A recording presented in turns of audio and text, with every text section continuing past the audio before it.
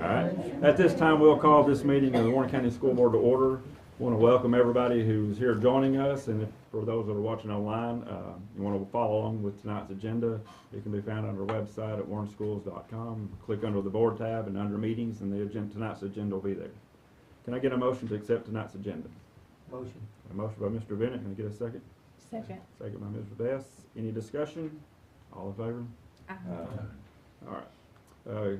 At this time, let's stand for the pledge. I'm going to ask Mr. Maddox Morrison, the third grader from Bobby Ray, to come up here and lead us in the pledge. You can go right through that. I'll let you do it. Here you go. Pledge allegiance to the flag of the United States of America and to the republic for which it stands, one nation, under God, indivisible, with liberty and justice for all. Good job, man. Well done. All right, before we move on to tonight's consent agenda, I would like to make a motion that we remove in our policies, that we'll remove policy 6.312 under the use of personal electronic devices, and we would like to pull that out of the consent agenda and move it to operations report. With that being said, can I get a motion for approval of tonight's consent agenda? So moved, Mr. Chairman. Motion by Mr. Colwell, and a second. Second. Second by Mr. Judkins. All in favor? Any opposed? Motion carries. We don't have any public comment tonight, so we'll move on to our student advisory reports. All right, we'll invite the Student Advisory Committee if you guys want to head up front and you can share with us your report. This is their first meeting, so they're excited to be here, you can tell. Good evening, I'm Kinsley Carter, and I'll be telling you about the sports and club news. In wrestling, we sent 7 state qualifiers to the Tuesday West for the Lake state tournament, and that is the most we've seen in WC history. Zarek Hill earned a state medal with 5th place finish, and that is the first state medal since 2021. He's a 2-time regional champion, our county's first sectional champion, and joined WC's 100 wins club this year as a junior. In archery, we competed in the state tournament in Murfreesboro and placed 6th overall in the state and the high school division. They also won a bid to go to nationals in May. In unified basketball, we competed in the state tournament and brought home gold, earning first place in the state unified division. In JROTC, the candidates had their annual military ball on March 23rd. The Winter Guard placed 2nd at the Stones River Classic. The Pioneerettes placed 11th in the nation in the medium varsity hip-hop division at NBA Nationals. Now for the clubs, Molly Smith placed as a finalist in the Sports and Entertainment division at the DECA State Conference. She has the opportunity to go compete at DECA Nationals in California this April. Interact came home with 2 awards from their convention. First place Community Service Project Award for Shared Christmas Dinner, and 2nd place for International Service with Backpacks to Venezuela. In HOSA news, on our most recent blood drive, we had 32 donors, collected 31 units, and saved 93 lives. In FCCLA, West Dawes won Tennessee Junior Chef. She will advance to Southern Regional in May.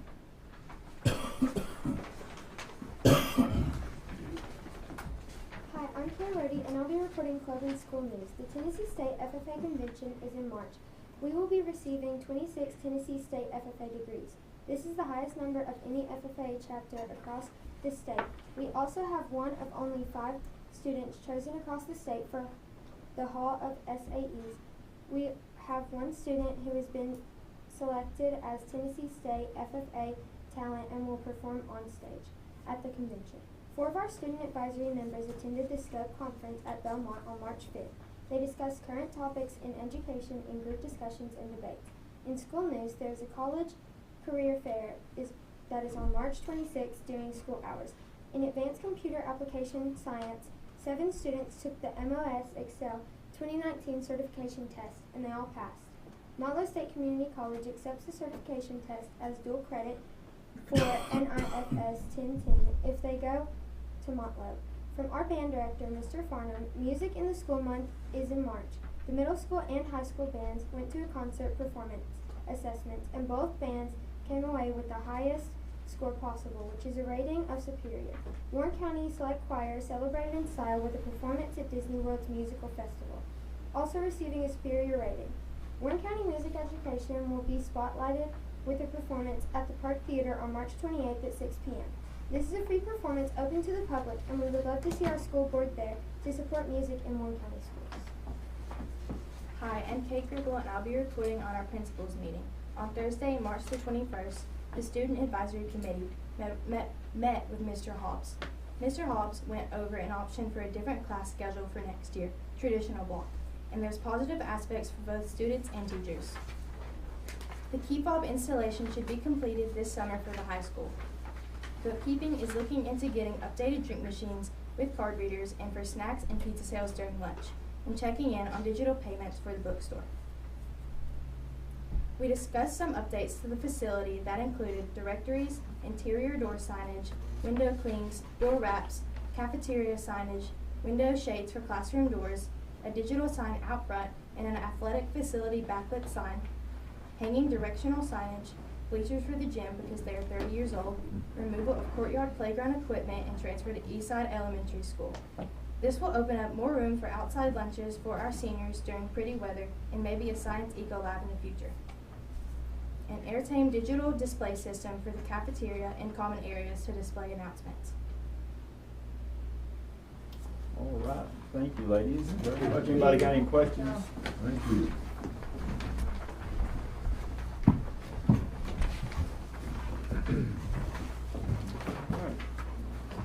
All right, moving on next, we'll look at recognitions. All right. Guess that's me again. Let's come on up. Ms. Tricia, come join us. So our classified employee of the month is Miss Tricia Robinson, and she was nominated by Miss Sherry Taylor, and I'm going to let her read what she wrote in her nomination.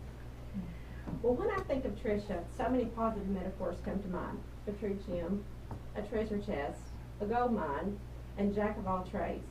Tricia is always available to help anyone with anything they need, dealing with technology, fundraisers, substitutes, concession stand, awards for students, fills in for the nurse, takes care of any celebration we have for others, goes to other schools to train other bookkeepers, and of course, her actual position as bookkeeper, secretary, and all the responsibilities that go along with that position.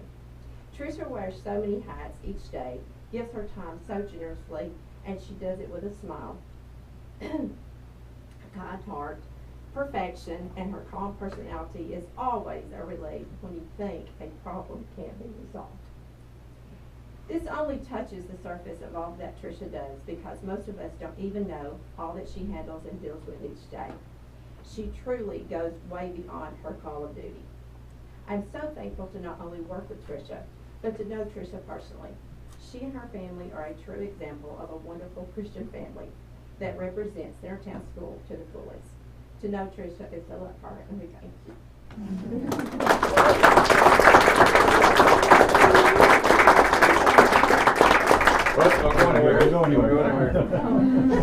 So our classified employee of the month is Miss Tricia Robinson. Congratulations. I can't say anything better than that. Right? So we're going to stand up here and take a picture. Now, Mr. Cope has gotten, and the board has gotten some things together for you, and so let's take a picture and then you can give that to him.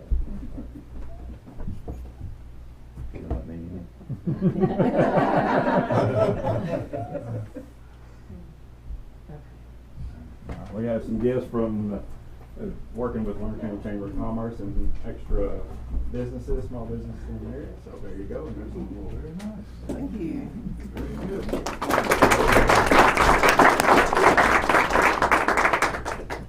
All right, congratulations. So our certified employee of the month is Miss Susie Durham. So come on up. And then we're going to, since this is his show tonight, we're going to ask Maddox to come back up and read what he wrote about Miss Durham. You ready? All right, let Miss Durham get up. All right, Maddox, take off. Dear Mr. The reason I nominated you is because you are nice, funny, and you keep us safe. Whenever we are feeling sad, you always help us. And whenever we struggle in class, you always help us through it. Thanks for all you do.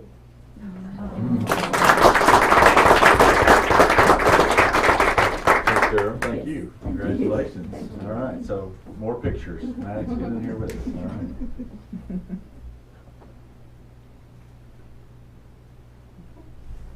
All right, and we've got some goodies for you, looks like, here too. You got a jug of some sort. I'm not sure. There you go. I'm a little worried about that. I'll take it. Congratulations. Good timing for that jug.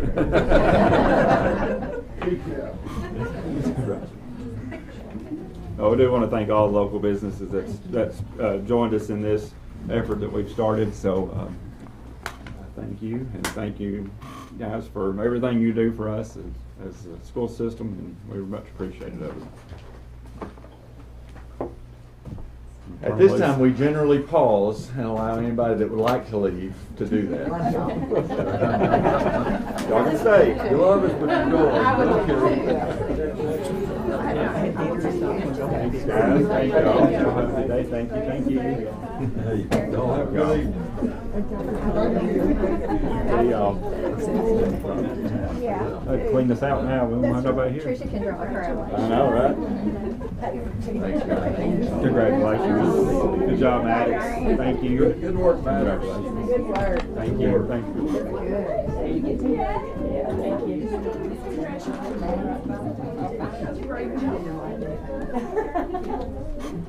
Dr. Swallows, we lost. Ah, Yeah. sorry. What was it? Balls. The lady ball. The lady ball. Yeah, 8 points. No. Yeah. All right, so construction updates, I'm gonna ask David if he wants to go ahead and give that, or you want me to give it?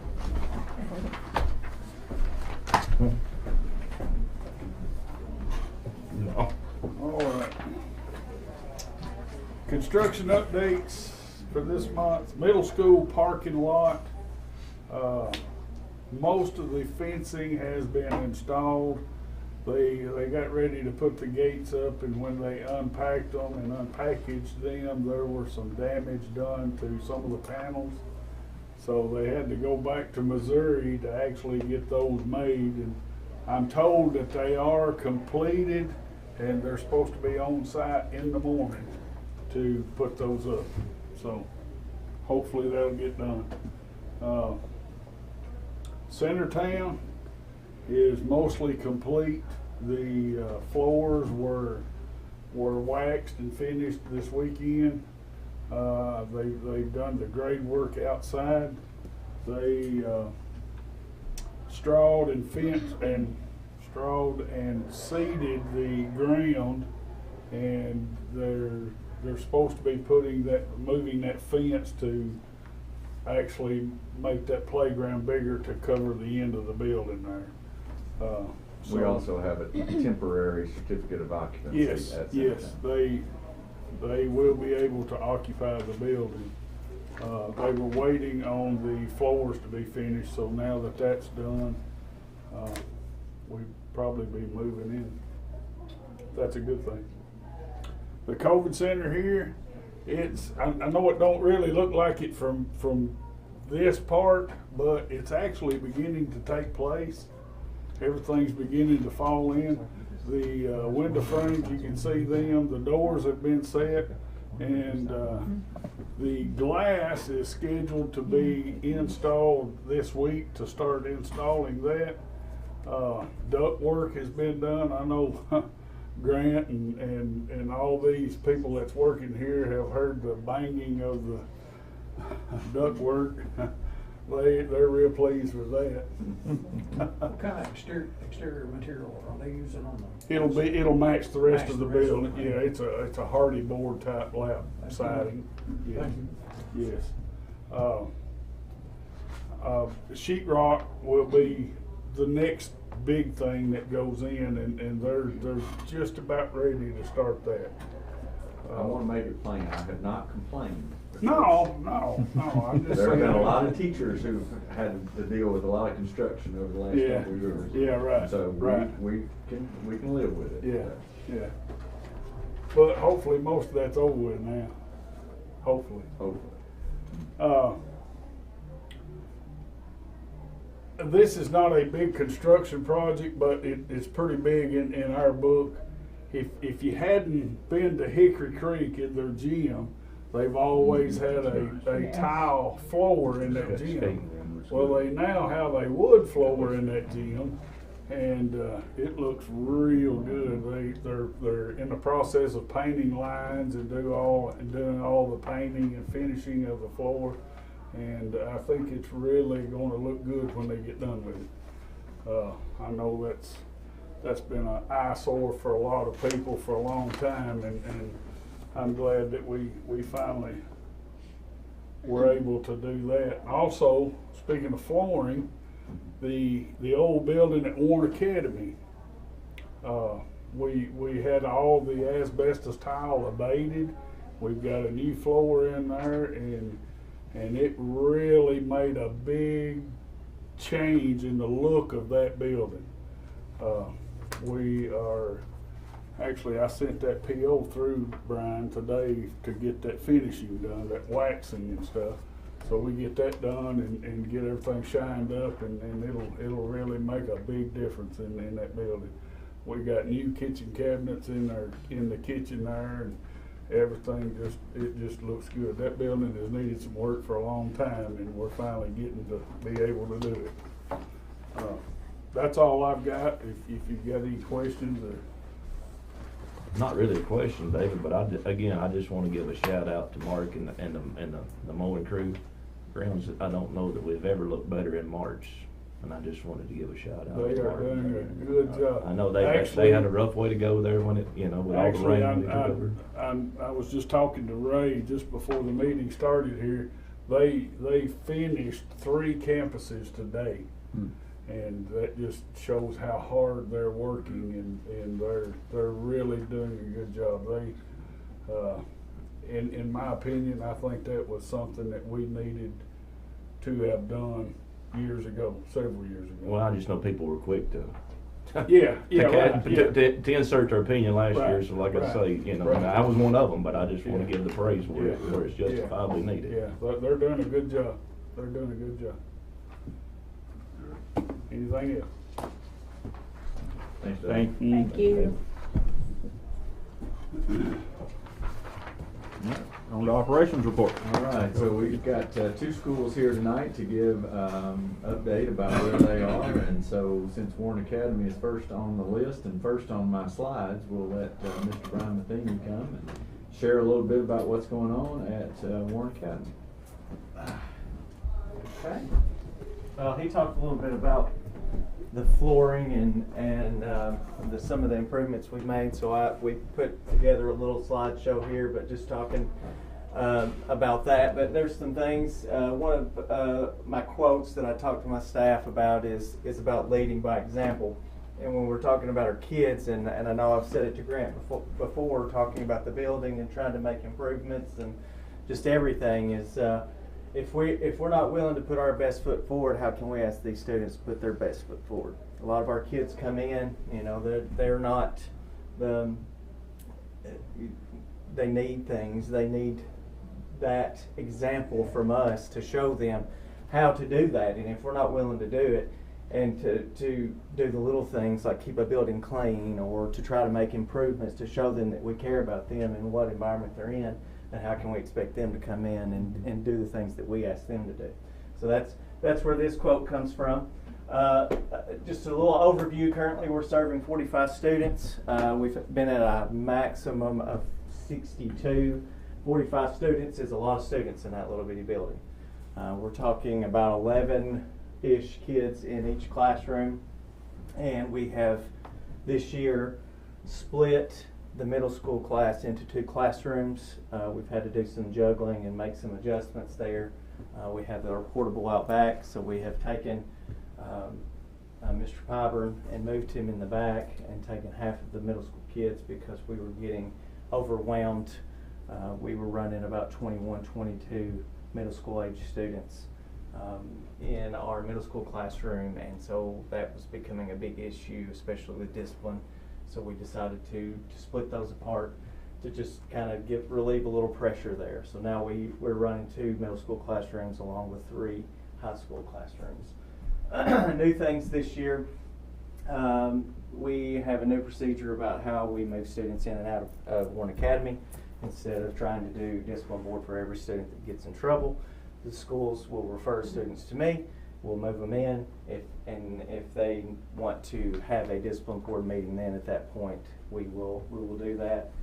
We now have an SRO at Warren Academy, and we're in the process of getting a vestibule put in to keep parents from coming in. We had an incident earlier this year where a parent came in and was able to gain access to the classroom. Wasn't one of those I'm going in to hurt you. It was I'm going to go in and tell you what I think type thing. So so we're going to get that. That's in the process of getting taken care of as well.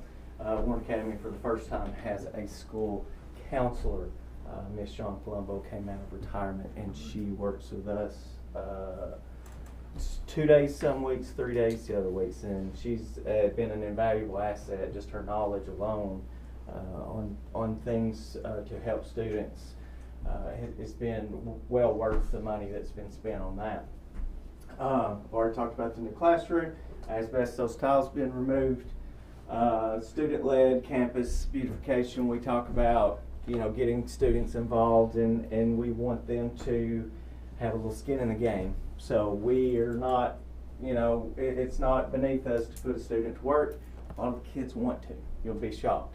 They'll come in, and I do feel bad. We have sent quite a few students home with dirty clothes, but we do have a washer and dryer that we invested in for them to clean their clothes if we need to. And we've used it many, many times, but they enjoy cleaning up. If we believe it or not, use it as a reward, not a punishment.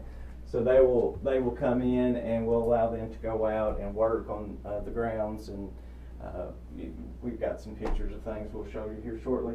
Thanksgiving, we have brought back something that Miss Stanley used to do when I was boss. We set up and have a big meal for students and their families, but we did do something different this year. Instead of getting the food from the cafeteria, which there's nothing wrong with that, we decided we were going to cook for them this year. And so we cooked for them, and we're talking turkeys and homemade mashed potatoes, I mean everything. And for this year we had around 80. So you can imagine how much work went into that and how much the staff put into, how much time we put into that too. It was a great thing. For Christmas we did a hot chocolate bar for the students. After Thanksgiving, we didn't want to do anything big again because I'm going to be honest with you, we were wore out. So we did a hot chocolate bar for the students, something little, gave them some candy and hot chocolate, let them watch a movie, just let them know that we care about them. We did that as both of those things are not a reward, they're a gift. So we allow every student, no matter what behavior they're going through, they get to partake in this because this is our gift to them. We've started to emphasize reading more. I know that is that seems like what should be done, but we want to really push that there because our students struggle. A lot of times behavior and discipline are directly linked to grades and just not understanding. So we try to push that in our classrooms as a classroom and not necessarily, try to embarrass them and make them read out loud, but just as a group, have them read and help them to understand. And we're trying and have done, and a lot of this is at our own expense, expanded our library in our school. The teachers are invested in this and they really want to make a difference, and so they found a website. I've got a good staff, they're really savvy, and they've ordered books, and we've got boxes and boxes and boxes of books in. We haven't even got them all out yet. So if you want to go on to the next one. You said 5 minutes. I know. I'm running. It's okay, just you got it. the All worst right. thing you can do You're is okay. give a Matheny a platform and expect him to be done in 5 minutes. I think it's good. Let's we're not in no hurry. Just take the time you need. This was kind of our phase. This was kind of our plan when we first started, what we wanted to do to the building, and it started with decluttering, and we went in and took a lot of the just clutter out, what was just kind of an eyesore to me, and removed it from the hallways and everything else, and wanted to make it look a little more clean. Then painting, David, we've got paint budget. and I went over it by quite a bit. But David was really helpful in allowing us to buy some more paint and do some painting that we wanted to get done. The asbestos removal was a big one that we had asked for and got this year, and we are thankful for that. Our grounds and landscaping, we removed a lot of that old landscaping. It was just old, it was hard to keep up, so we pulled out a lot of those old bushes, and they were really in there. It took us days and days and days of students and all of us, and we were hooking wires up to the back of the truck and trying to pull it out, and it was difficult, but we got there. We put some new seed down. This, we've never had anything like this to say, hey, this is Warren Academy. I know you don't think of Warren Academy and take pride in your school, but we do take pride in our school. We want our kids to take pride in our school, and so we wanted them to have something that tells who we are and what our motto is. And so we had Miss Holly Palumbo came up with the idea that she was going to project it onto the wall, trace it, and paint it, and that's what we have now. It's dead center of our hallway, and it just a little something to say, hey, you're here and we care about you, and this is Warren Academy. This was our Thanksgiving meal. As you can see, we run a table all the way down that hall, and we crammed 80 people in there. Don't tell the fire marshal. I don't know if it would, we might get in trouble for that, but we served them, and they come around. We've got a hallway on the back, and they came down and we served them here. We cooked 3 turkeys, and it was an all-day thing, and it was fantastic.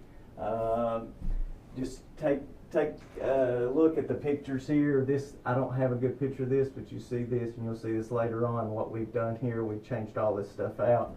You can go to the next one. We're getting into the upgrades. This was the office when I took over.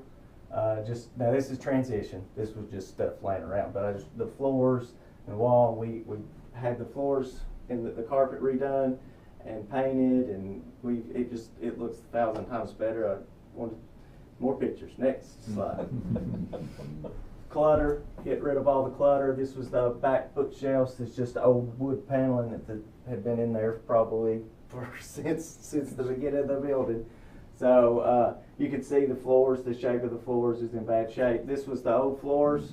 Now we have new floors. This is where those old lockers were. Now we've put a tabletop there. We're going to actually put some stools in there for people to pull in, kids to sit up if they want to eat there or something as a reward, or fill out paperwork, whatever we need to do. This was the old bookshelves.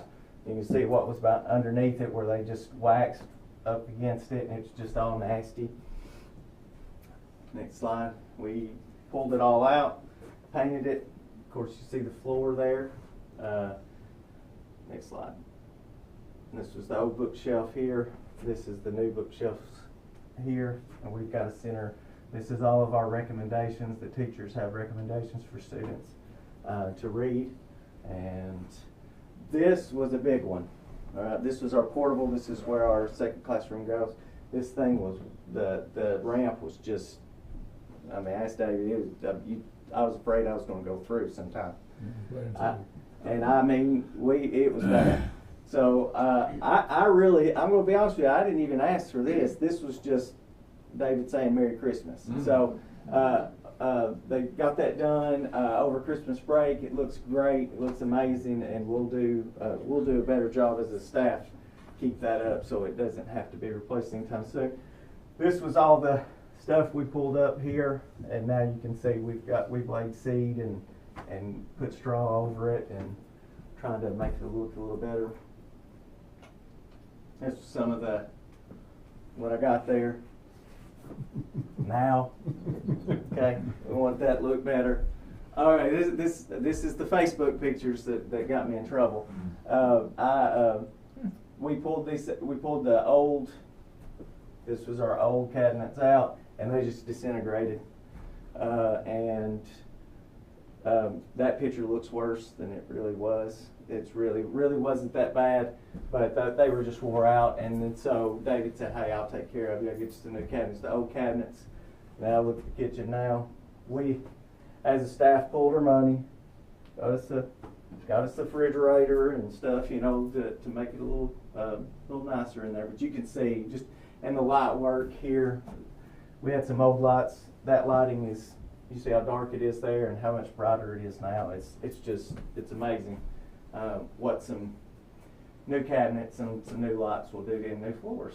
I want to run through my thank yous because I think a lot of these people do a lot of this tireless work that they never get, you know, thanked for. So, of course, Grant for saying yes to all this stuff, and David for saying yes and just being there when if I needed something. And I know Melissa and tired of hearing that we've called and asked a million questions, and Jeff and Jason, you know, part of your staff there, they've come in and did all that work, and they're so kind when they come in, and I'm just so thankful for them. And Brandon, when always willing to come and fix the light switch, you know, whatever needs to be fixed. Even Greg, I don't know how Greg got on my list, but we'll thank him anyway, okay?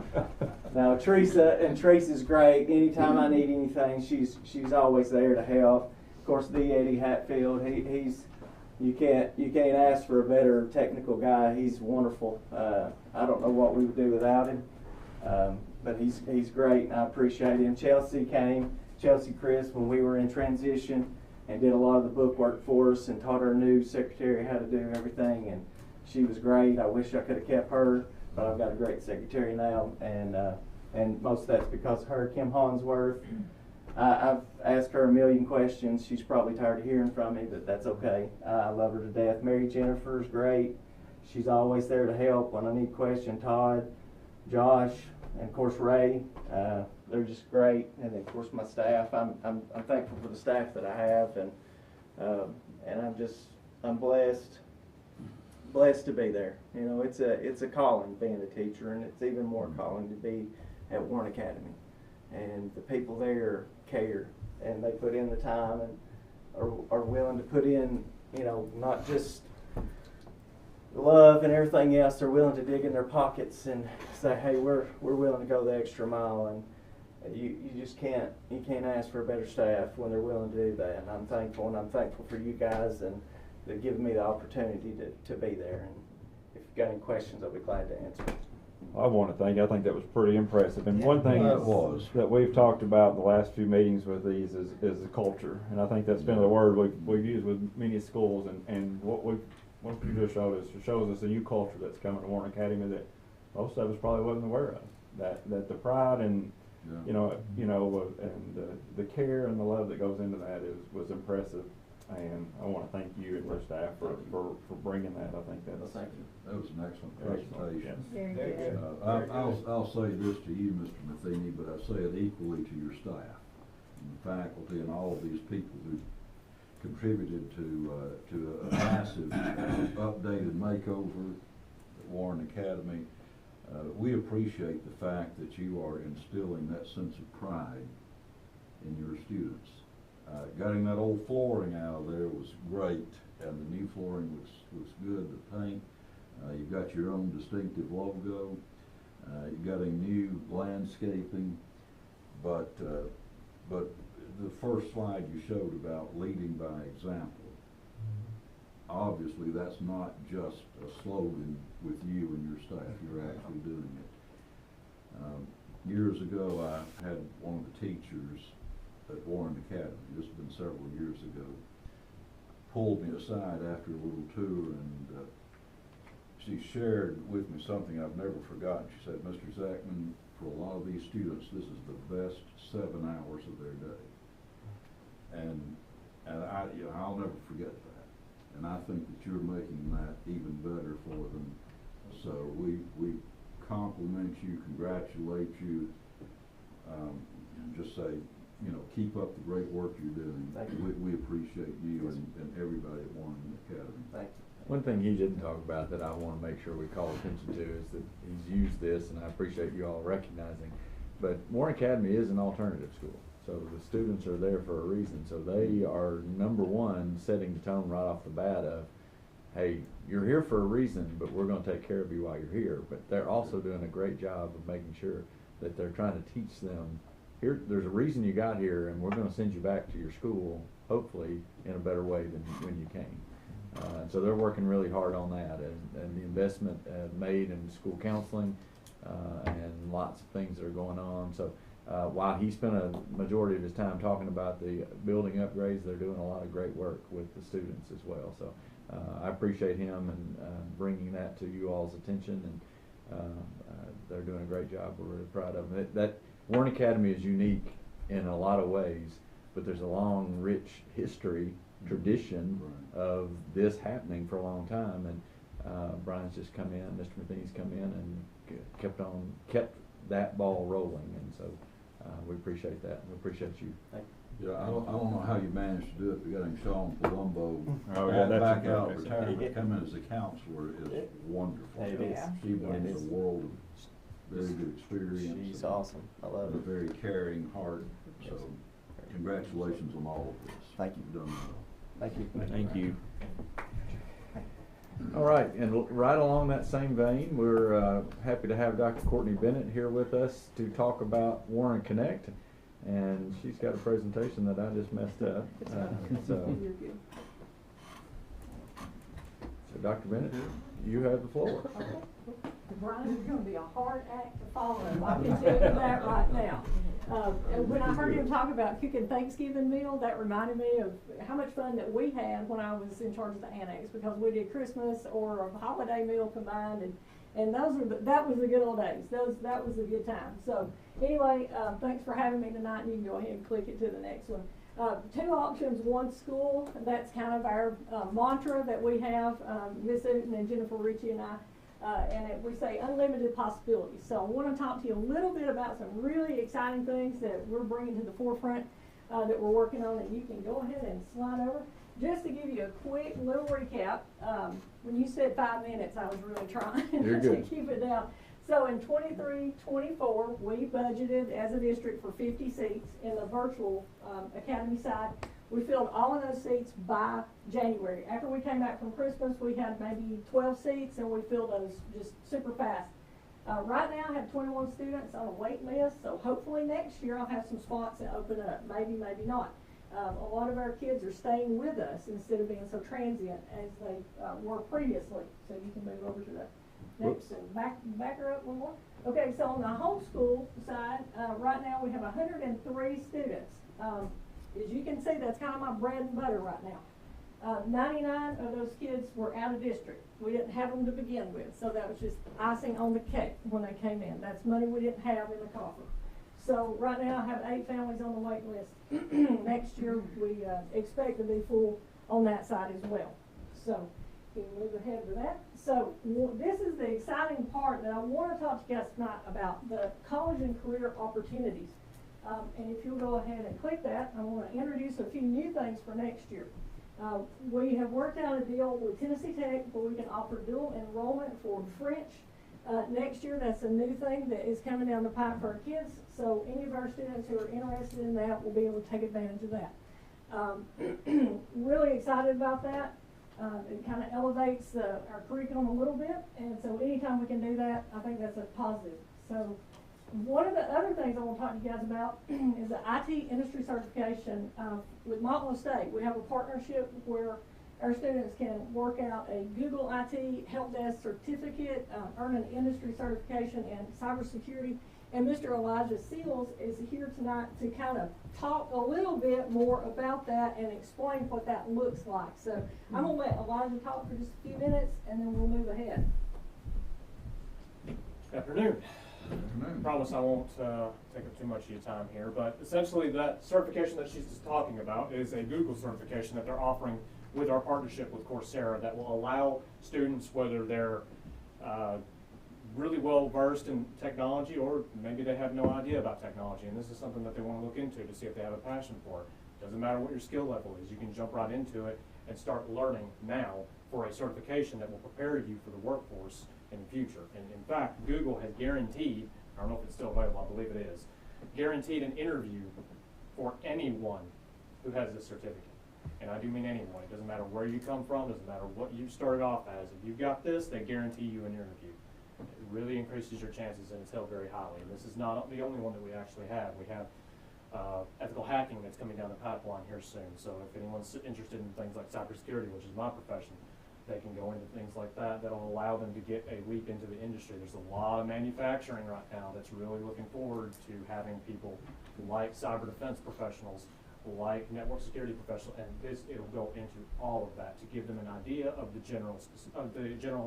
generalized idea, pardon me, of IT, and then say, okay, maybe I want to go into networking. Well, we have options for that too. You can go into networking. You can go into the defense side, but it'll allow them to dip their toes in the water without feeling so overwhelmed, and they can work at their own pace. And when they're done, they've got a certificate to show that they've done it, and they've got ties into Google to look for occupational opportunities for them.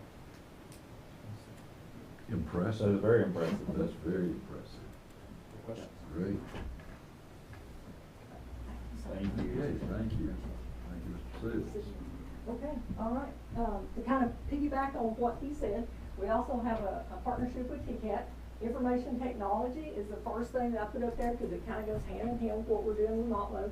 We can also, our kids can take part in the courses of welding, cosmetology, automotive technology, practical nursing, industrial maintenance.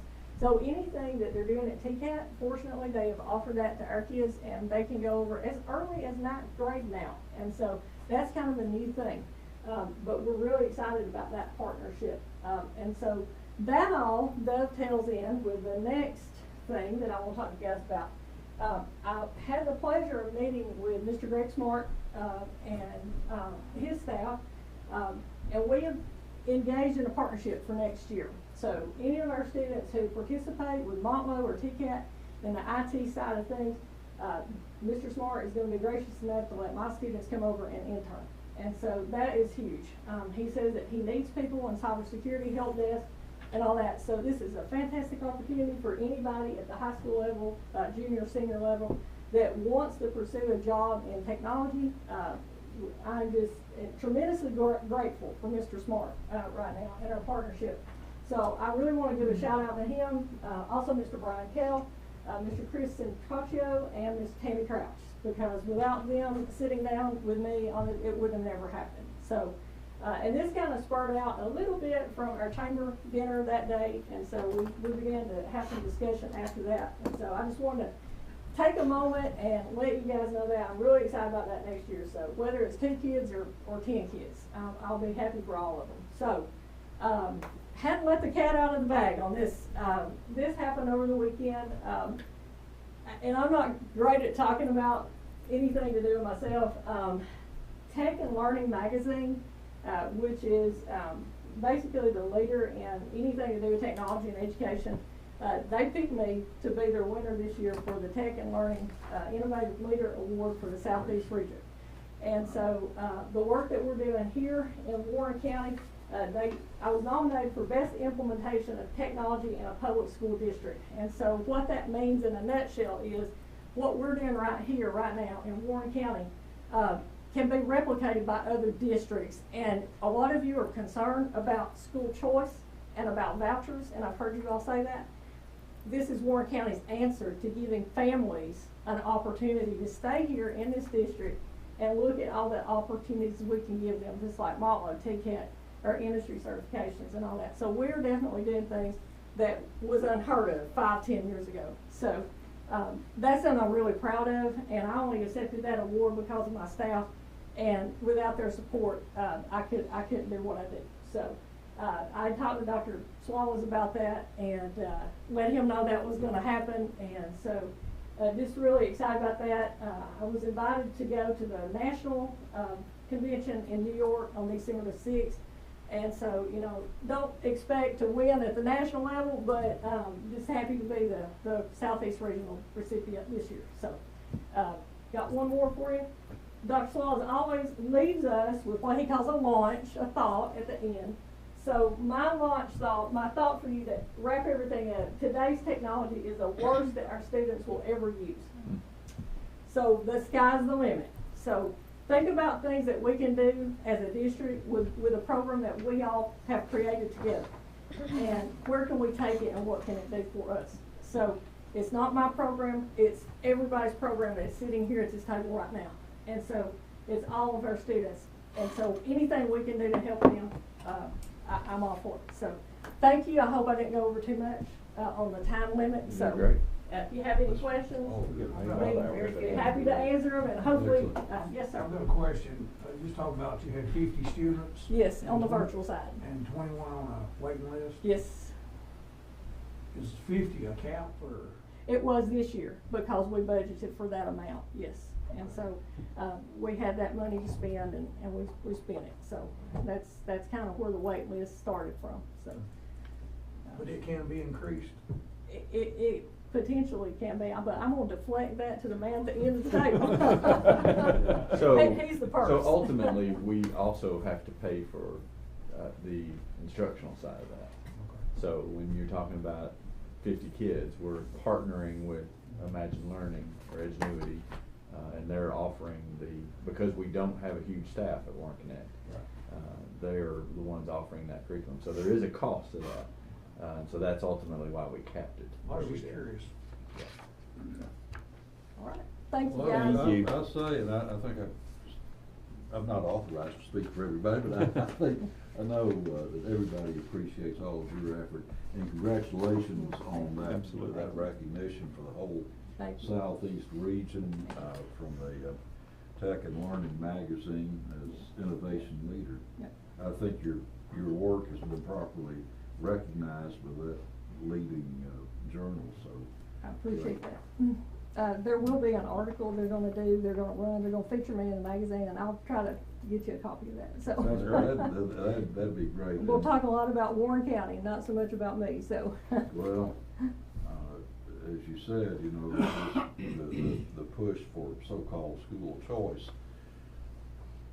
When you offer all of this, it looks to me like this is the choice. Exactly. This is Exactly. the choice. That's my goal. Yep. All right. Thank you. Thank you so much. Just to piggyback off of both of their presentations, I think you can see what impressive leaders we have in both areas, and how fiercely they advocate for their programs. And so we're very fortunate to have two programs that, again, I say are unique to Warren County. Lots of places have alternative schools, lots of places have virtual schools, but we are unique in the fact that we're offering so much in our virtual program that lots of places are not being able to do. We're doing something in our alternative school setting that lots of places don't do. So I'm very proud of the fact that they worked so hard, and they've done a great job getting us to where we are. So job well done to both of you. Thank you. Thank you. All right, so another update for you is from Miss Terry Mulliken. Miss Mulliken has taken over as our food nutrition director, and so she took over in December, right? December 14th, somewhere around in there. So she's getting to be baptized by fire, getting to be in front of you tonight. So I just asked her to come talk to you a little bit about what's going on in food and nutrition, our food services department, and so I'm going to let her do that, and then answer any questions that you might have along the way. One of the things that we just come through was our state review, our AR. We did an excellent job. Our managers done great. 3 schools, Bobby Ray, Deborah, and the middle school. And we had minimal marks. Each school had 2, Deborah had 3. The injustice of all poster wasn't high enough. We had a water, where we have our water, was not sitting in the correct spot. And then we got marked in pre-K because the meals was on the table, but one of our managers checked them before the child actually sat down in front of it. So they were very minor markings. So we did an excellent job. The staff up here at the central office upstairs in the nutrition department, they done great. We had 0 marks in the central office. So that is one of the things we come through. We are fully staffed currently in all 10 schools. Wonderful. That's rare, so we're really excited about that. I mean, let's see, we've worked down our freezers. Our freezers were not looking so great, but our freezers have worked down tremendously by utilizing our commodities into our menus. And so she's basically saying, I had to learn this, so for the layman's terms, we had a lot of frozen food that we weren't using. And so one of Ms. Mulliken's priorities was to make sure that we're using that, and so she's worked really hard, and she told me the other day that you can actually see the back of one of the freezers, so that's a positive, so. Yes. Yeah. Actually, now we have several, you can walk and touch the back wall, so Right. that's Yeah. a first in quite some time. So we are still currently CEP, we're gonna stay that way. We renew again in the summer of 2025. So, and our numbers are good for that renewal. They actually dropped it where it was 40% down to 25, and we're setting above 50%. So it's not any Participation. issue with us. Yes, sir. Participation rate. With us renewing that. Talk to them a little bit about the vending machines that they brought up too. Okay, so at the middle school and the high school, our breakfast participation is low. Of course, a lot of that has to do with the age group. So an idea we're kind of tossing around is putting in vending machines, 2 at the high school level and 2 at the middle school level. These vending machines will connect to our POS system. They'll be our breakfast meals that'll go in these, and the kids can go up, punch in their number, make their selection, and get a breakfast meal out. And then the count, it keeps count on our POS. It eliminates them, because I know a lot of high school students don't want to come through the breakfast line, so it would eliminate that and hopefully help raise our participation. That's wonderful. So, but participation is about 50%. What's the trend this last year? Are we trending up or flat? We went back to them putting in their numbers. So we have several schools that are above 80% lunch, 50% breakfast. But the middle and the high school, the middle school meets the 80% mark at lunch and about 35% participation at breakfast. As to where the high school is quite a bit lower in both Well, areas. that's Right. Teenage kids. So- That's just the nature of the thing. The idea of the Kids vending might be machine like- is maybe to help Yeah. raise those participations. One of the things she said, going back to putting in numbers, so that was a COVID waiver, that they did not have to necessarily put their numbers in, and so now we're back to our regular guidelines, and so that was a tough thing for schools, because they had kind of gotten used to being able to come in and grab breakfast and Right. go. That's no longer an option, so we're back to the normal restrictions, and so that was one of the things that she talked about with the audit.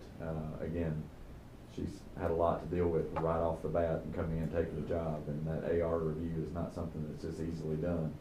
I was able to meet with the auditors, and they were very impressed with how organized that everybody was, and they did a really good job and shined a positive light on Warren County, so job well done on that. What kind of leniency does the state or even the federal level give you in meal planning? I mean, I know nutritional values have to be met, but do they allow you to plan meals?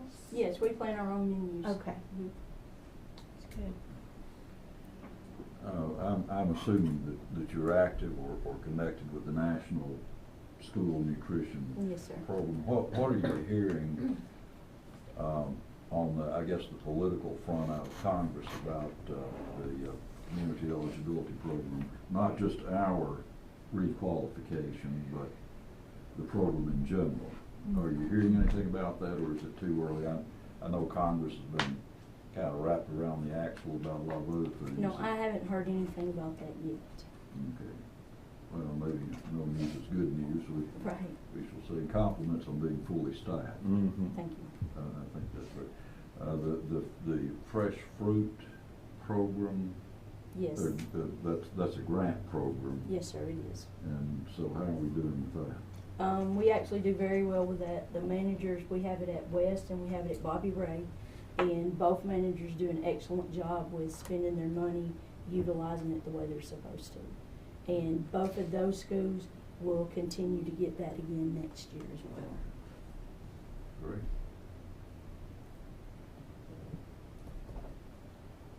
Any other questions for Ms. Mulliken?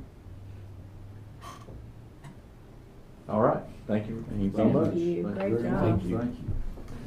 Next thing on the operations report is just a discussion about the school calendar. Just really want to get some input from you all.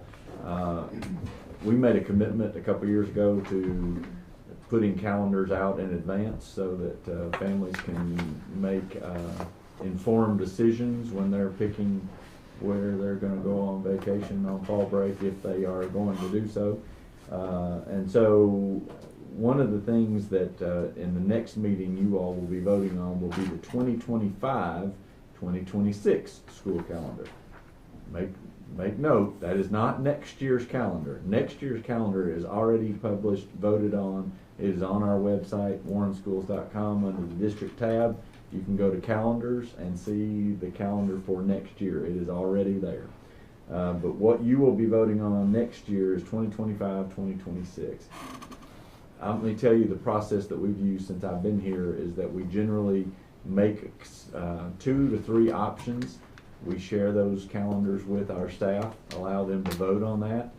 Since I've been here, you all have accepted the one that has been voted on most, have been the most popular. But one of the things that I kind of want to hear is that this year's calendar was different in that Thanksgiving, we took the entire week off this year, as opposed to in years past. We've done Monday and Tuesday. Way back when, it was 2 school days, Monday and Tuesday. We kind of evolved into Monday being a school day, Tuesday being a professional development day. And so one of the reasons that we moved to a full week at Thanksgiving break last year is that it was tough to get students to come on that Monday because it was a 1-day week. And so we weren't getting a lot of participation there. So as we put out the options for 2025-2026, I would like to hear specifically from you all if you feel that that's something that you would like to see again, if you got positive feedback around that. I will tell you, for the most part, from what I heard, we got positive feedback, especially from our employees. But as I build the options for 25-26, is that something that you all would like to see continue? As a parent, I would. Yeah, I think so. Well, I think lack of participation in children coming to school for that one day is apparent that we need to probably have the full week off. So we'll put that as part of the option. Of course, that is already in place for 24-25. That will become the norm. I will caution you that as we do that more, that will become the expectation. So there's really kind of no going back at that point. But ultimately, we were able to put a calendar together that we felt like was very good for 23-24. We also feel positive about it in 24-25.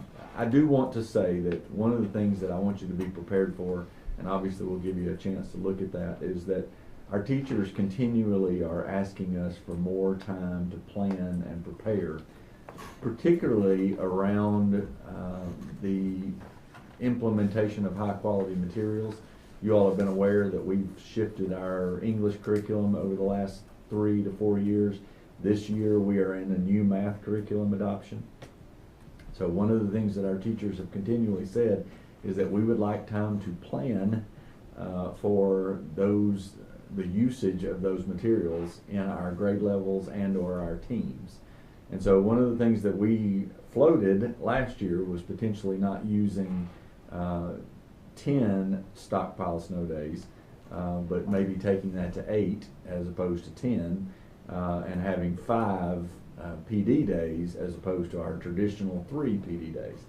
That was voted down by most of our faculty and staff, and so we made the recommendation that we not do that. So I'm going to tell you, though, that you're probably going to see that again in an option.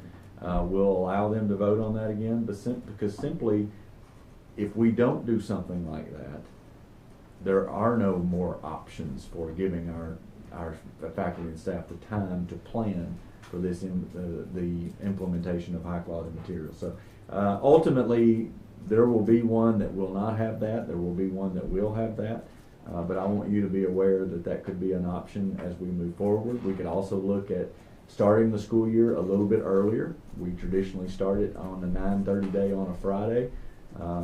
No one wants to go into July and start the school year, I don't believe, so I will not be putting that together. But at the same time, We might move that forward just a day or so to be able to give us some flexibility in the calendar for our staff to plan and do some of the things that they do. I will tell you that Warren County, we keep talking about Warren County being unique. Because we have a fair day, it does make the calendar a little bit more challenging around that. But I was not here when we tried to take the fair day away a few years ago, and so I'm not advocating for that either. I'm just saying that we do have some built-in breaks already. But I just want you to be aware that, and really, I'm having this discussion with you all so that if you want to seek feedback from faculty and staff and or parents, I would encourage you to do that. We will most likely try to have some options to you in the next 2 weeks so that those can go out for vote. And you'll have plenty of time before the next meeting to seek that feedback as well. So no voting today, no just simply a discussion. Welcome any feedback you might have if you want to give it right now, or we can wait till the next meeting. Well, with state law, you gotta have 180 days of classroom instruction. 180 days. And with all your breaks, your holidays, you're gonna have to start early or push it back further. And a lot of parents say, well, we don't have any summer vacation. Well, there you go. Yeah, yeah. So that's one of the reasons why we went down the road of, we do have 13 stockpile days, because we go 30 minutes extra a day, we get 13 stockpile snow days. Traditionally in Warren County, we've used 3 of those for PD, and then we've saved 10 for inclement weather. We have 8 of those. We've used 8 of those this year, and so we have 2 remaining. And so again, it's give or take a little bit. Again, since I've been here the last few years, if we have those days at the end of the year, we've tried to convert those into PD days, and so we would certainly consider that. But that would obviously be, again, something that you all would have to vote on. But again, I think it's important to heed the request of our teachers to have some planned time together. In the past, our district has done some early release days to where the teachers can plan together. That's a consideration. It is difficult because by the time you get kids out of the building, teachers really don't have that much time to sit down and plan at that point, and so it's kind of a waste of time. We also want to be mindful of parents and work schedules, and when we release school early, parents are put into a bind. So it's incredibly difficult process to put a calendar together, and obviously we're not going to make everybody happy with it, but I do want to make sure that we're meeting the needs of our district. With the new curriculum, like math, for example, if we have those stockpile days at the end of the year, could not they use those at East School for, being introduced to the new curriculum in math? Yes, sir, and we did that actually this past year. We were able to do that in advance. I think a lot of it is we're seeing I'll give ELA as an example. There are different units. And so what we would like to design is an opportunity where teachers have a chance to plan for the first unit in the summer, go to where that unit takes place, and then put another day in there to where they could plan for the second unit, and then there's 4, so on and so forth. That's actually math, or the 4 units. There's a lot more in ELA, but maybe they could do 2 units in that. But I just want you to be aware, if you see something like that, that's what that's for. I'm not looking for extra days off. As Mr. Junkins says, we've got to have 180 days. Doesn't matter where they are. They could be in June and July, but we've got to have 180 days. So we want to stay away from that, but at the same time, we want to try to provide opportunities for our teachers to get better as well through planning. So, any more questions on that? Any more feedback? All right. So the next item for the operations report would be the board policy. Actually, let's do this first. Sorry. And then we'll have the board policy. You have a copy of a contract that I just got in the last couple of days. If you will remember, I asked you all for permission to use the InterQuest Detection K9 company. A couple of years ago, we've had a partnership with them for the last 2 years, and been very happy with that partnership. And so this is just the contract for the next school year. They kept the price the same, and we actually added some time at our K-5 schools this past year. so that the dog can come and visit those schools. So simply asking you all for permission to approve this contract and get it on the books for the 24-25 school year. I'll make a motion to accept the InterQuest Detection Canine contract for 24-25. All right, we got a motion by Mr. Best. We got a second. Second. We got a second by Mr. Zeckman. Do we have any discussion on this? Not all in favor, say aye. Aye. All right, motion passes. Any opposed? No, motion passes. So the next item in operations is discussion of the personal electronic device board policy 6.312. Just to frame this for you all, in this past year we started the process of making sure that you review all of our board policies throughout the year. So this is the typical time that you would review this, and so you approve those board policies in consent, but this one was pulled to operations for you all to talk about. And I will just say this, obviously when we do policies, most of the time those are in 2 readings. Most of the time we do a lot of that in June and July. So this is the policy that we operate under currently until you as a board decide to change that. And so with that, I'll turn that over to Mr. Cope, and I believe he's the one that wanted to discuss this.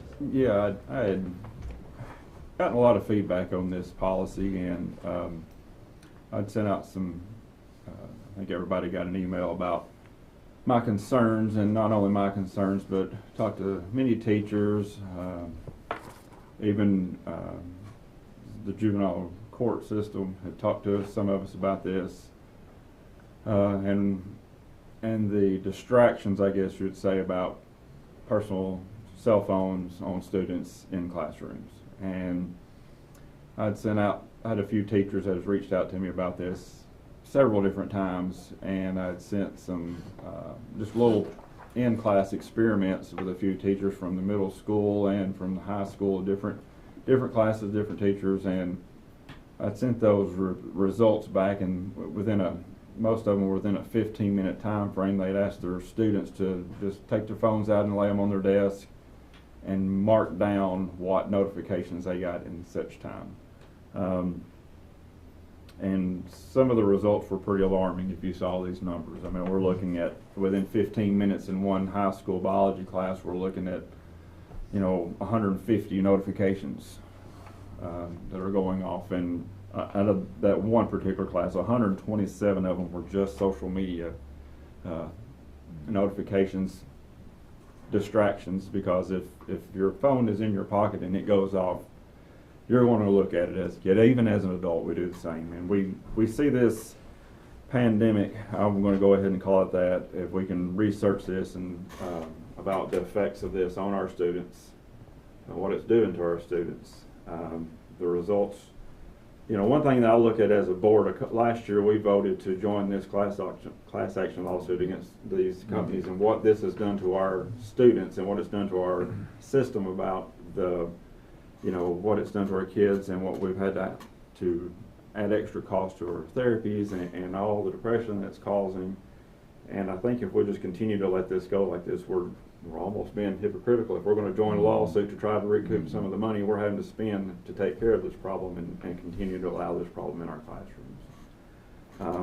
But I do want to make a point. I mean, it is prohibited. There are guards in place. Right. Ultimately, though, we're giving schools the authority to put together a policy that fits for their building, and most, if not, all of our buildings have a prohibition of the use of electronic devices. However, as Mr. Cope pointed out, we also live in a society to where all of us have our electronic devices, mine sitting right here in front of me. And so ultimately, if we are not safeguarding our students in that regard, then I think ultimately, from what I'm hearing you say, but I do want to make a point to say that we do have a policy in place that prohibits that. As a board, you often consider making that policy stricter or more lenient or changing it however you want to. Well, you know, and this is a growing thing, especially with school districts that are adopting this plan of a cell phone free classrooms. And so far, if you do any research on it, the numbers are what it's showing for the health of the kids.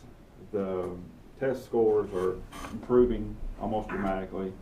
I got a 12-year-old daughter that, you know, and I said, what would you do how would you feel if your phone was taken away? And she said she wouldn't like it. And I said, well, what if no other kid had it? And she said, well, I wouldn't mind if nobody else had it. So it's one of those things that a lot of them are on these social media platforms or has it at school because everyone else has it. Peer pressure. So if 10 kids in the class has it, then the other 10 want to get it. But if nobody had it, then they're going back to talking in the halls and not looking around at their phones all day. And I think anything we can do to provide a better environment for learning for our kids, that is our number one priority, I think, as a board.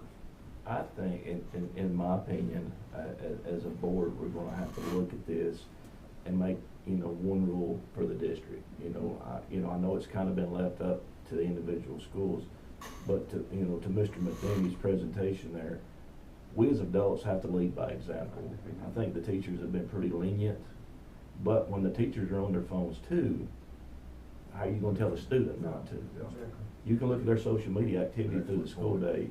Maybe it's planning, maybe it's lunch. I'm not being judgmental on that, but I would also like to be curious to know what these level 5 schools, these level 5 high schools in particular, what their cell phone policy is.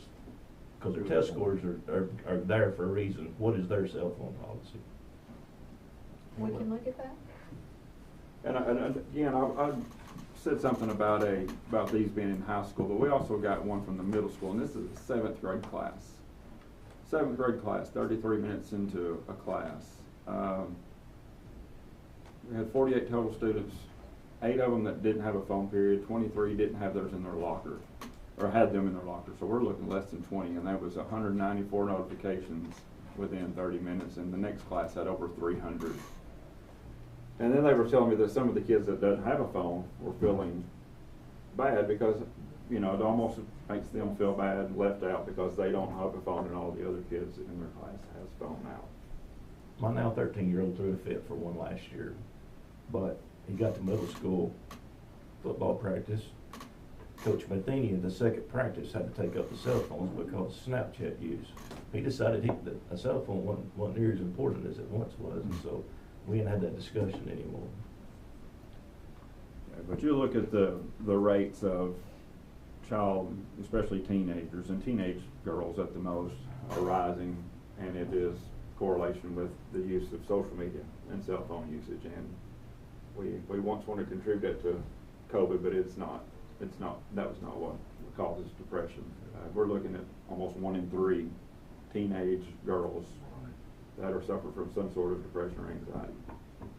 Well, I think he hit on it with the thing. I think if this board looks at a policy, and we may need to defer this to our workshop, and maybe everybody take a look at it then. But I do think that Mr. Cole hit on one important point. The cell phone policy needs to be the same for everybody. I agree. And you know, you've got one school that's lenient, and it's like he's talking about, you've got one school that's lenient, and you've got, it's like, for example, you take a kid that went to the middle school for the first time, and they've been in a lenient cell phone policy, and they're stricter over there, and they have it. And then you can't, it's a hard adjustment. It is a hard adjustment. And I think that, you know, as a board, I don't know if we'll ever stop social media or not, but still. No, but I think we should try to limit the most distractions in our classroom, because for our teachers' sakes, because our teachers are telling me that it's almost impossible to turn around to do some teaching, and then the kids are down looking at the phone. I think it's and I don't mean to interrupt you, but I think it's a very important point that, like he had talked about, to take a look at some of our personnel, some of our supervisors or whatever, with his okay, to look at these level 5 schools and that are making the level 5 and see what are they doing. Can this help Warren County? You know, they may have a lot of more students than we do, but we can be adjusted down to our level. And it also, we may lead an example here through other districts, because like I said, it's a growing, if you look at it all across the United States, more and more school systems are going to this policy. And after it's implemented for a few weeks, you start seeing a change in the students, and you start seeing a change in the classroom behavior. And I don't know if this is true or not, but I had heard that in the legislature that they were talking about putting in banning cell phones altogether. It failed. It did fail, yeah. There was a amendment, or not an amendment, but a bill filed, but it failed in committee. And there's different ways to implement this. 8 to 8. You don't normally see that. No. It failed for a lack of a majority. Well, every policy that this board passes has to be followed by every student and every employee the same. The policy needs to be the same way, in my opinion. Need to be consistent. Need to be consistent. Need to be consistent. There's too much gray area when you got school A doing one thing and school B doing another thing. To Mr. Bennett's point, you got one student that transfers from school A to school B. Well, I got to do that over there. Well, you're not here now. Well, you know, you're all over the map. I will point out that this was only for the high school for a long time. And again, Jarvis and I have had many conversations about how we would have a lot less discipline issues without cell phones. But we did have it only for the high school. Everybody else was actually sort of using it because we have kids that are going to another parent and they're going to take that with them.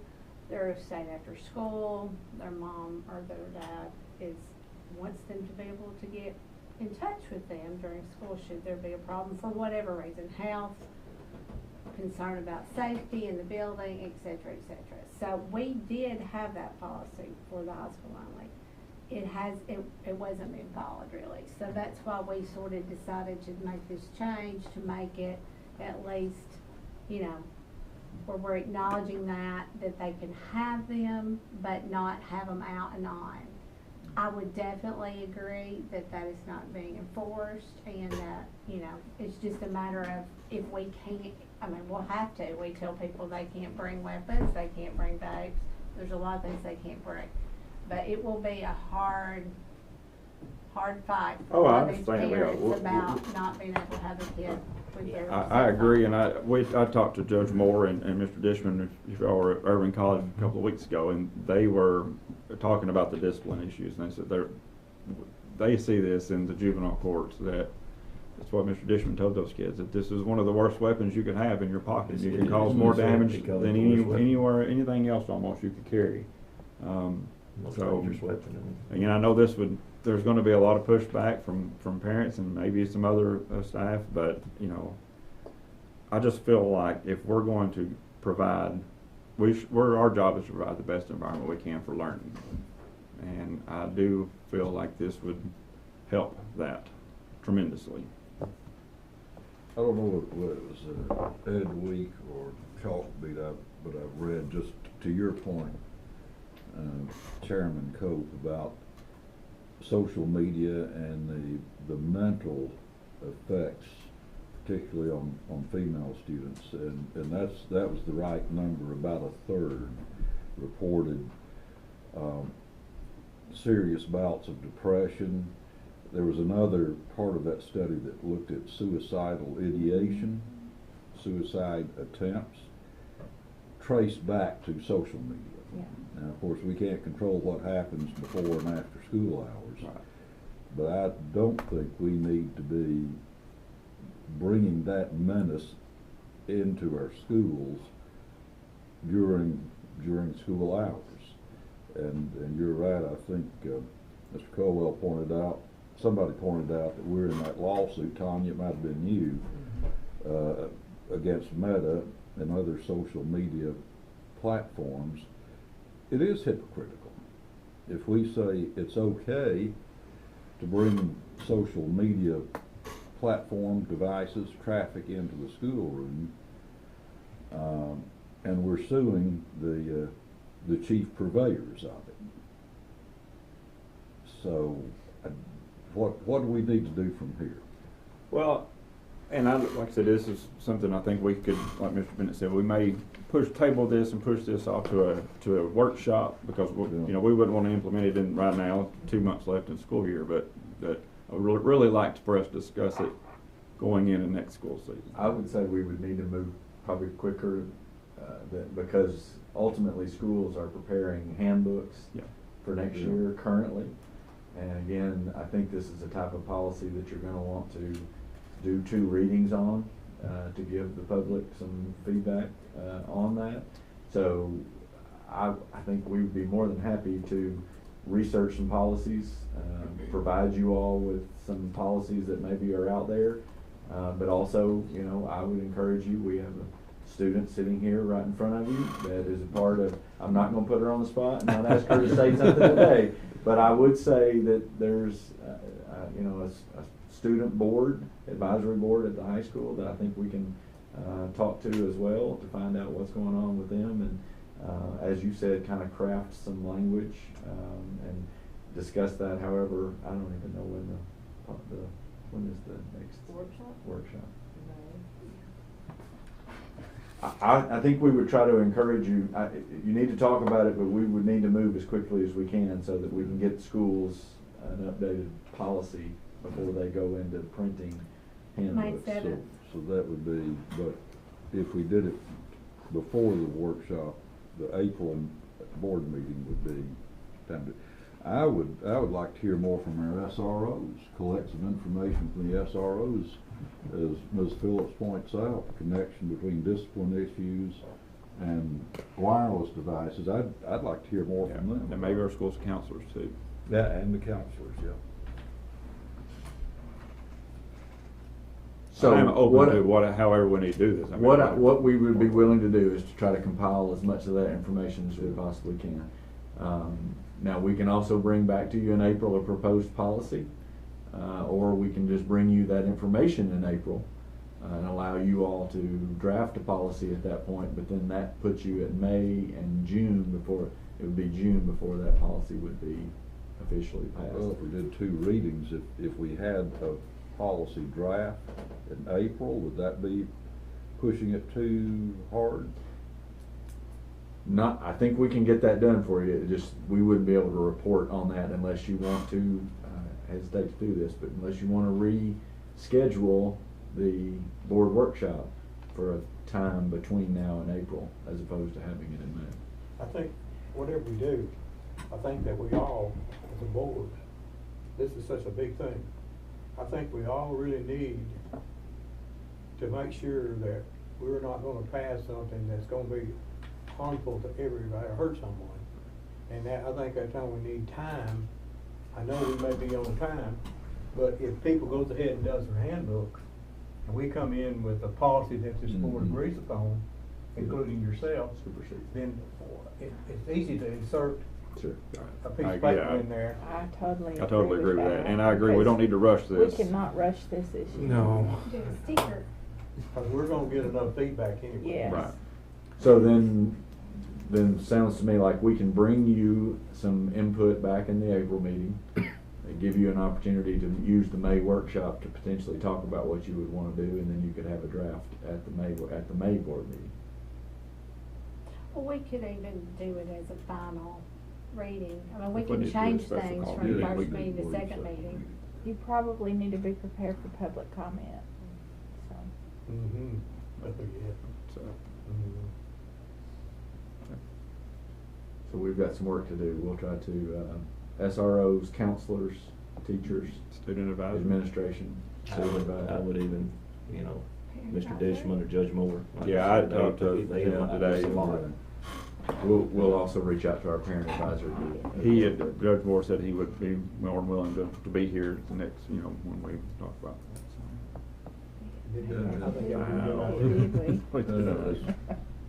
Mr. Bennett says maybe find out from the level 5 schools what, I'll do that. what their policy I'd be is. curious. See where we're at in the state too, and see what kind of counties are following suit Maybe, to that. I don't know how hard this would be, but maybe even do a little bit of a comparison. You've got your level 5 schools and those schools with that stricter policy. and see when it's trending up, if you could do that, if we have enough data. We'll do that. I'm not a data person, but I'll be Well, happy to get those policies and we'll give it a shot. Well, in the I mean, I meantime, know I think some I people think that Eagles are. can do I think some. you gotta be careful, I think you gotta be Research. careful just saying 11 to 5 schools. I mean, Right. ultimately, we want schools that have been achieving at a high level for a Yes. long period of time. And so Yes. I think we could do some correlations there. We can actually see what systems have implemented this and see if there's been improvements or, it doesn't matter where their level's at, but if they've been showing growth just since this. I think I would encourage you though too, I mean, we pay for the TSBA policy, Reach out to them. I'm not sure if I can. service. I can see the date that there was a change, but I won't be able to look back and see what it was prior to that. Right, yeah. Because, I mean, if we change one word, it'll have a new Yeah, a date. new date on it, yeah. So we'll just be able to tell what the cell phone policies are as far as prohibiting them or allowing them in the building. Couldn't go back, yeah. And I'll look at them to see differences, but, I don't know that I'll be able to correlate that to Also, would, what happened. ask the board as individuals to do our own research too in the next few weeks and see what we can find out on our own too. How stern is the discipline in reference to the cell phone policy right now? So how well are we doing it? Is that what you're asking? That's correct. Yeah. So again, I would agree with what Robin said. I think we get lax, and I think teachers are ultimately feel like they're fighting a losing battle because every kid has a device. And so it ultimately becomes something to where they wave the white flag because they would spend all the time trying to fight the devices. And so, again, this is a good time for the board and even for the district to say, okay, we're gonna take a hard look at this and pull it back, and then everybody's gotta be on the same page with it. It says here that it just says that the student in violation of this policy is subject to disciplinary action. It's not really, and I guess each school has their own Each school policy. has their own. Yeah, So but I think we could do that. They confiscate the phone and have the parent pick it up, that's one. Right. And then they get, I think primarily in-school In-school suspension. suspension. I wonder how often that's been done. Probably more than you think. Yeah. Yeah. There are lots of things, but I will, to answer Mr. Bennett's question, we certainly are not probably where on the perfect side of that. I think there's some lackadaisical. Do you, when you get a kid approaches. over there where you're at, do you take up their phones when they come in? They're not allowed to bring. Not allowed to bring them? Okay. At all. At all. At all. I mean, I can speak to the advantages of that if you want me to Well, expound. There's lots of approaches. Well, of course, again, you've got Warren Academy, who also has a much stricter dress code. Right. And so, again, you're walking down a line of it works. I think it works for them. Metro Nashville are going to what they're calling a lock bag, to where students are bringing in their cell phone, putting it in a lock bag. They take the key with them so that nobody can get into that phone. But again, that's an expense. There's lots of different things that are popping up with this, lots of different ways for us to talk about this. But The principals probably also might be a great building, and we have a principals meeting this on week. Wednesday.